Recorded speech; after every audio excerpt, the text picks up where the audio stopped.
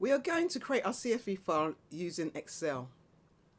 When we use Excel to create our CSV file, we have to save the file type as a CSV file, and that's what we're going to do shortly.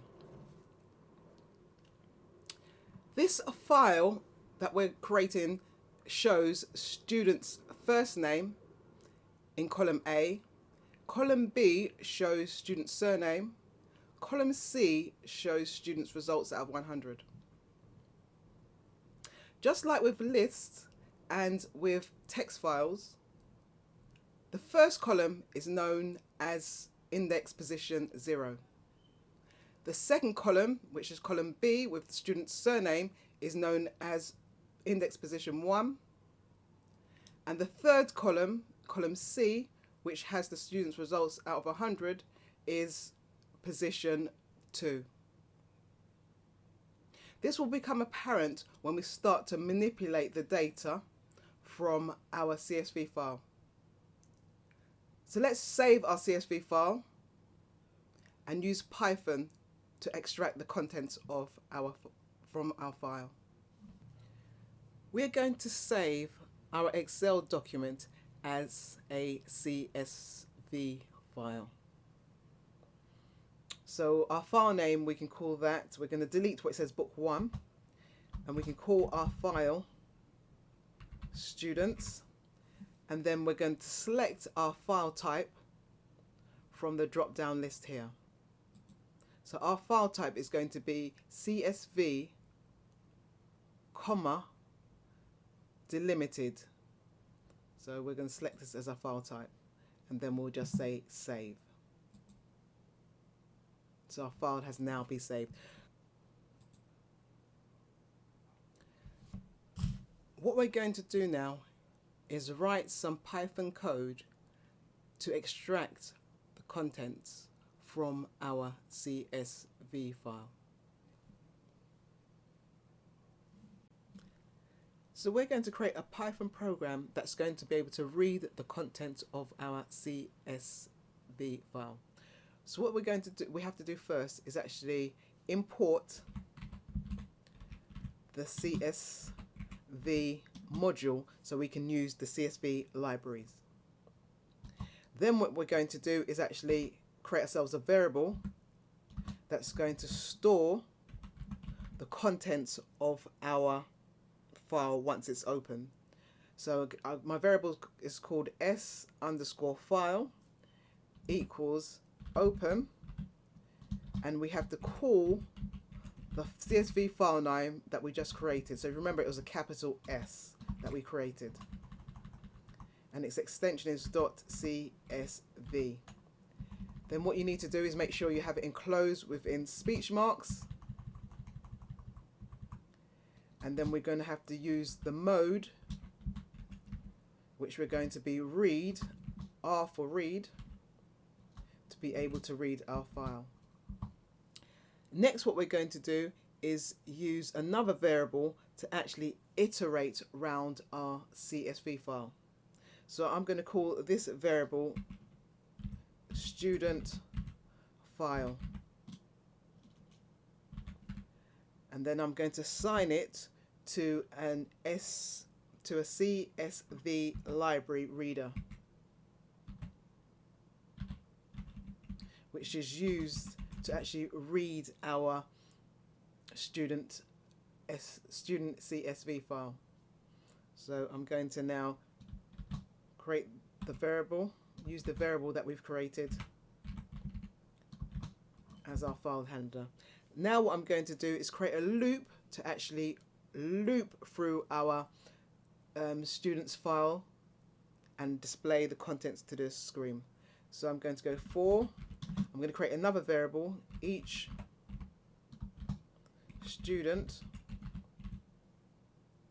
okay, in our student file, I'm going to say print to the screen.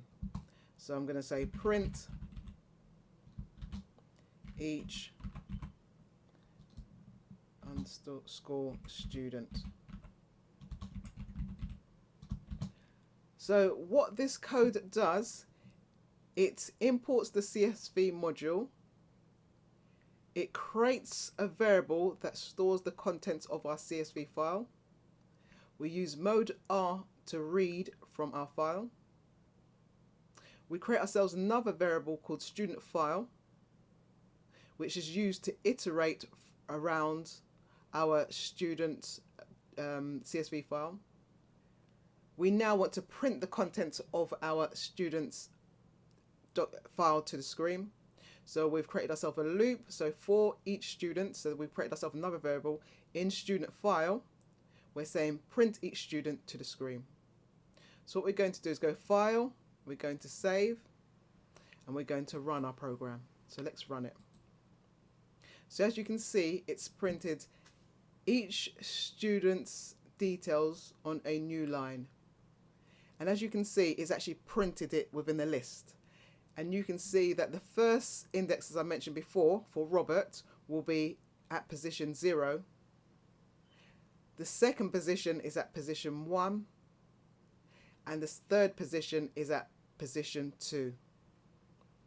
So let's extract all the students' first names from our students' CSV file.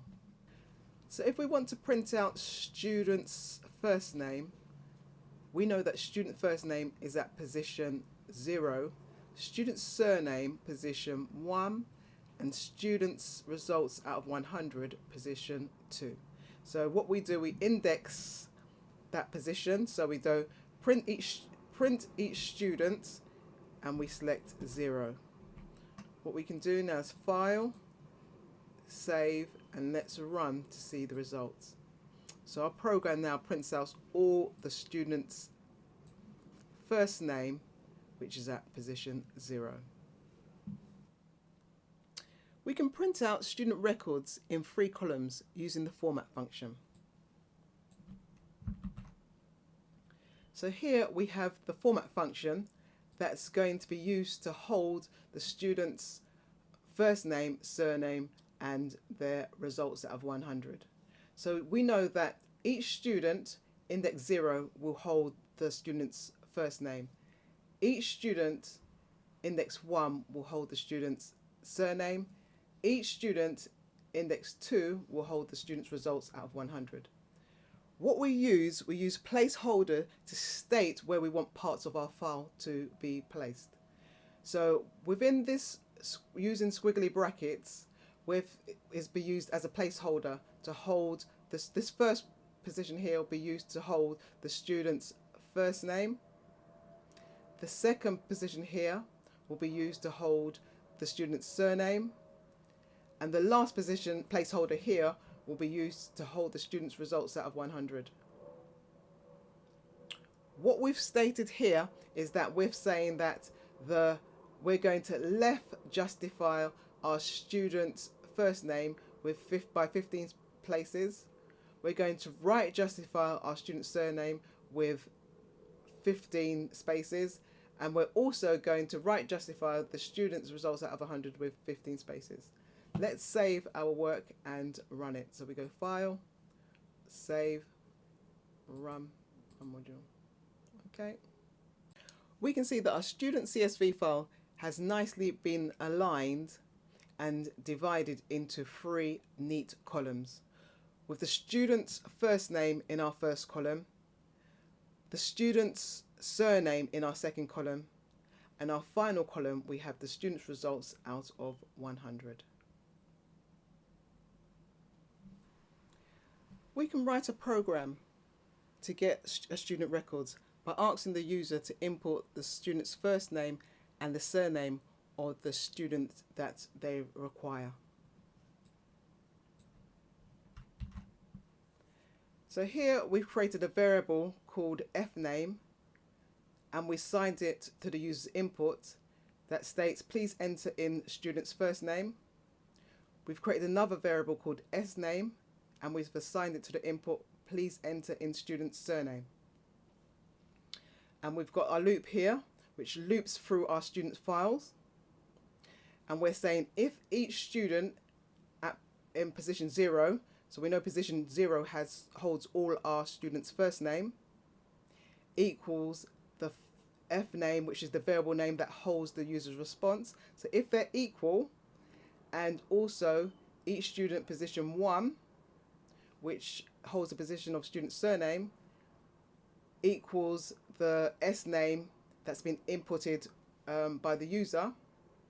If they're equal, then we're going to say print out the results to the screen, and then we're going to break. If they're not equal, then if the student's first name and the student's surname are not in our records here, in our file, the records doesn't appear in our file here, we're going to say print student record not found. So let's run our program, and let's save our program, and then let's run it.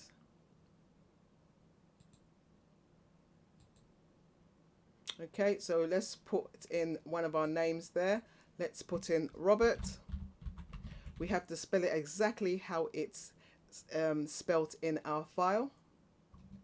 That's his first name, and we're going to say Wright. Okay, Robert Wright. So by doing that, it should print out the record for Robert Wright.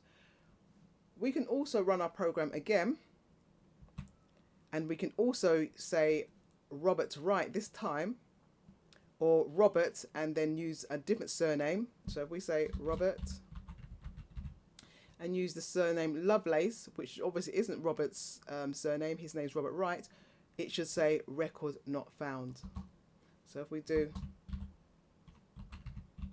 Lovelace, we've got to spell it exactly as it is. Okay, it will say student record not found. If we were also to run our program and then put in Robert, but use lowercase, and then Wright using lowercase, it will also say record not found, because what we would have to do is write our program again, but using upper case and lowercase. And you can see how that works in another program.